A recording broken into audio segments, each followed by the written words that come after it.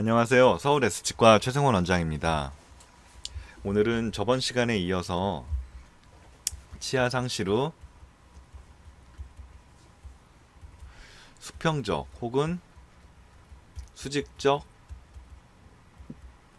주변 치아의 이동이 발생해서 공간을 상실한 경우에 거기에 맞는 이제 부분적인 교정이나 이런 걸 통해서 공간을 다시 회복해주고 치료를 했던 케이스들에 대해서 보겠습니다. 첫 번째 증례인데요. 이분은 이쪽과 여기가 이가 빠져 있습니다. 여기는 큰 문제점은 없으세요. 작은 어금니가 빠져 있는데 빠진 지도 그렇게 오랜 시간이 지난 건 아니고 원래 작은 어금니가 들어갈 공간이 충분히 유지가 됐습니다. 다만 오른쪽 아래 같은 경우는 제가 오른쪽이라고 표현했는데요. 그 파노라마 사진을 찍을 때 마주 보면서 센서가 돌아가기 때문에 엑스레이 찍은 상태에서는 좌우가 바뀌어 있습니다. 그러니까 우리가 이 사람의 얼굴을 마주보고 있다라고 이해하시면 될 거예요. 상대가 저를 이렇게 보고 여기 눈이 있고 코가 있고 입이 있는데 상대가 저를 마주보고 있으면 상대의 이쪽이 오른쪽이겠죠. 그래서 이제 엑스레이에서의 왼쪽이 실제 촬영한 사람의 오른쪽이고 반대쪽으로 엑스레이에서 오른쪽은 실제 사람에서는 왼쪽입니다. 좌우가 바뀐다는 말씀을 드렸고요. 어쨌거나 보면 여기는 이제 수직적인 치아 이동이 발생을 했습니다.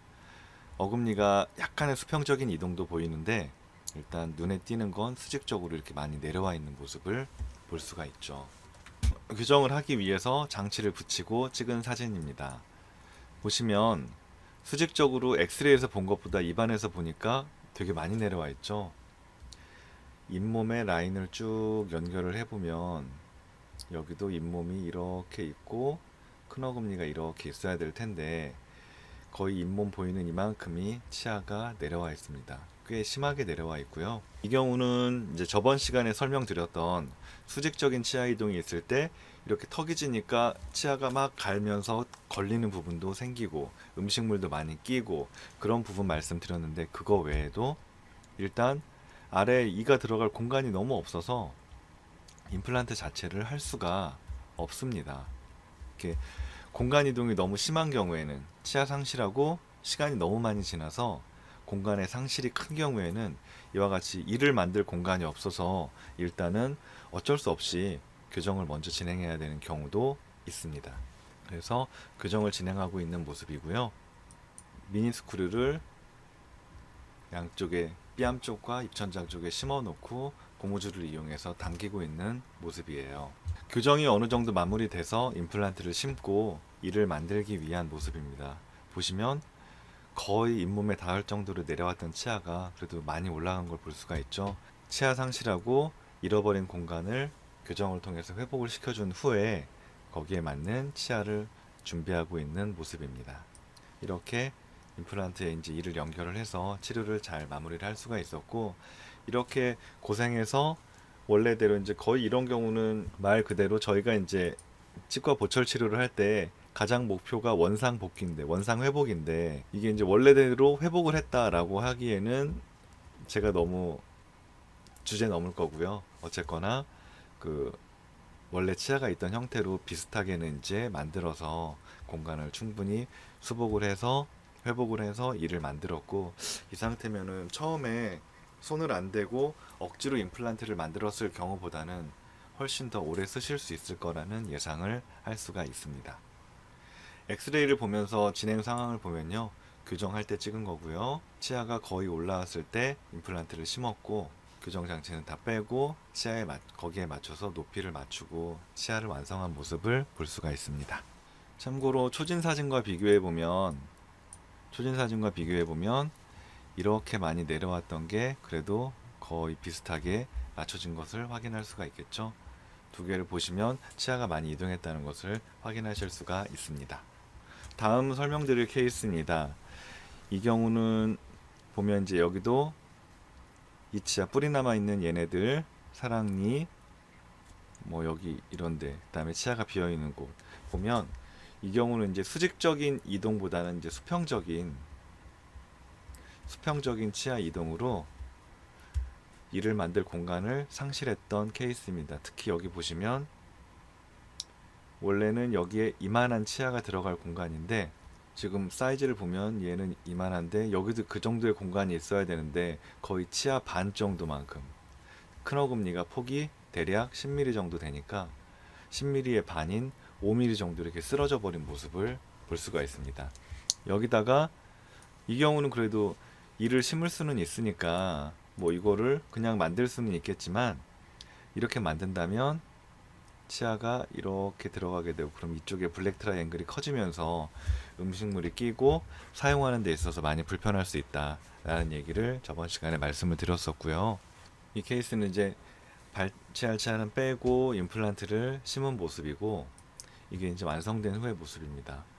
보면 어금니를 많이 세운 거를 확인을 할 수가 있습니다. 실제 사진을 보면서 어떻게 치료가 진행됐는지 다시 말씀드릴게요. 왼쪽 아랫니 보시면 작은 어금니는 그래도 공간이 어느 정도는 있는데 큰 어금니 들어갈 자리에 거의 작은 어금니만한 공간밖에는 남아있지가 않습니다. 그래서 이 자리는 뭐 이대로 마무리를 할 수도 있지만 그래도 좀 더 오래 쓸 수 있는 보철을 위해서는 가급적 얘를 뒤로 밀어서 공간을 확보해 준 후에 하는 것이 바람직하다고 볼 수가 있습니다. 임플란트를 심고 임시치아를 연결해서 스프링을 이용해서 어금니를 뒤로 밀고 있는 모습입니다. 이 공간이 이제 진행하는 과정이어서 공간이 벌어졌는데 처음에는 이렇게 붙어 있었다가 미니까 어금니가 뒤로 밀려나는 모습을 볼 수가 있고요. 이제 치료가 다 끝난 후의 모습인데 이 경우는 이제 윗니에 걸려서 어금니의 사이즈 10mm까지는 다 못 밀었었고 대략 한 8mm 정도의 사이즈를 갖는 어금니를 만들 수가 있었고, 치아를 뒤로 밀어줌으로써 이쪽에 생길 수 있는 블랙 트라이앵글을 최대한 줄여서 좀 더 편안하게 쓰실 수 있게끔 마무리를 했던 케이스입니다.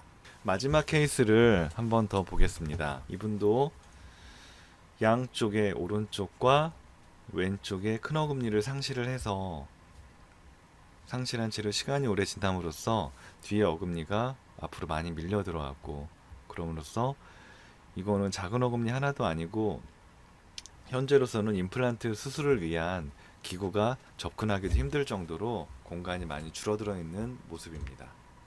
마찬가지로 이 경우는 아예 이제 수술 자체가 힘들기 때문에 임플란트를 위해서는 무조건 치아를 뒤로 밀어주는 교정 치료가 필요하겠죠. 처음에 오셨을 때 초진 사진의 모습인데요. 보시면 어금니가 이제 다 썩어서 뿌리만 현재 남아있는 모습이고, 이게 오랫동안 썩고 뒷치아는 밀려 들어오면서 거의 지금 작은 어금니 하나 정도의 공간도 남아있질 않습니다. 그래서 원래 정확한 위치에 심으려면 대략 이 치아에 걸치는 이 정도에다 심어야 되는데, 원래 이 치아가 갖고 있는 크기의 어금니를 만들기 위해서 정중앙이라고 하면 대략 이 정도가 될 텐데 뒤에 밀려 들어온 이 치아에 걸려서 원하는 위치에 식립을 할 수가 없는 상황입니다. 그래서 일단 교정을 통해서 공간을 확보를 하기로 했고요. 보시면 교정을 어느 정도 진행을 하고 그 다음에 여기는 이제 큰 어금니가 들어갈 자리니까 최대한 이 치아에 붙여가지고 임플란트를 먼저 식립을 했습니다. 그리고 임플란트는 저 같은 경우는 이제 심어놓고 큰 문제가 없는 상황이면 거의 2달 정도 기다렸다가 본을 뜨고 최종 치아를 넣는 식으로 이제 진행을 하고 있는데요. 교정은 아무래도 2달보다 좀 더 걸리는 경우가 많아서 일단 교정을 진행을 하면서 공간이 어느 정도 확보가 됐을 때 임플란트를 심었고, 그리고 부가적으로 교정을 더 진행을 하면서 공간을 더 확보를 하고 있는 모습입니다. 보시면 교정이 진행 중인데요. 처음에는 거의 이렇게 붙어 있었던 게 이만큼 또 벌어져 있습니다. 교정을 좀 더 진행해서 원하는 만큼의 공간을 확보한 다음에 이제 치아를 만들 예정이고요. 그래서 그 부위에 치아를 완성한 모습입니다.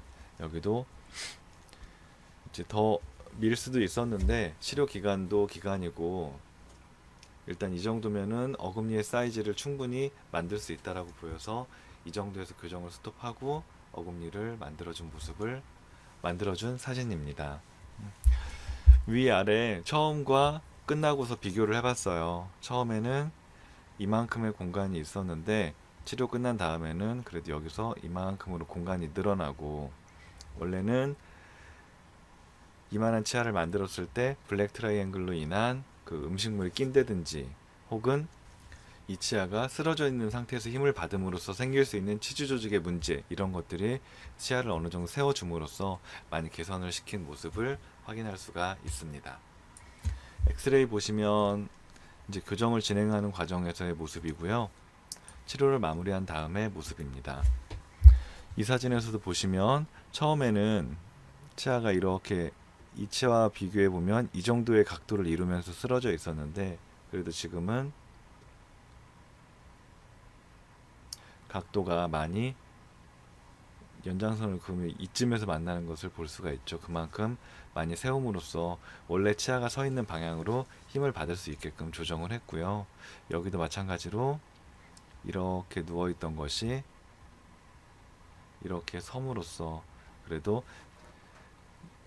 누워 있음으로써 생길 수 있는 이쪽에 힘이 집중되는 모습들을 세움으로써 많이 개선을 하고, 임플란트 자체도 블랙 트라이앵글을 최소한으로 하면서 좀 더 편하게 쓰실 수 있는 형태로 마무리를 했습니다. 오늘은 그 임플란트에서 임플란트 치료에 있어서 공간을 상실한 경우,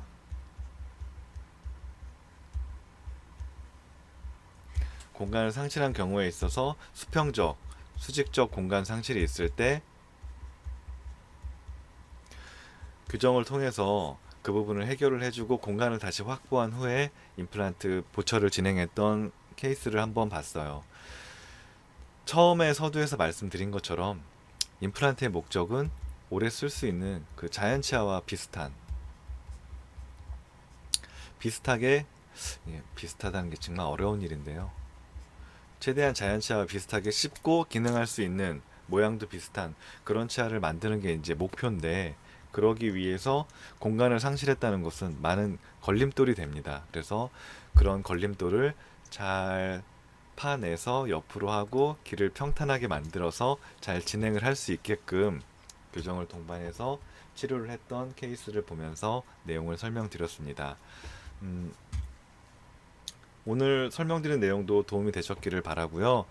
이 긴 영상을 끝까지 잘 시청해 주셔서 너무 감사드립니다. 다음에도 더 재밌게, 더 유쾌하게, 또 유익하게 준비해서 찾아뵐 수 있도록 하겠습니다. 감사합니다.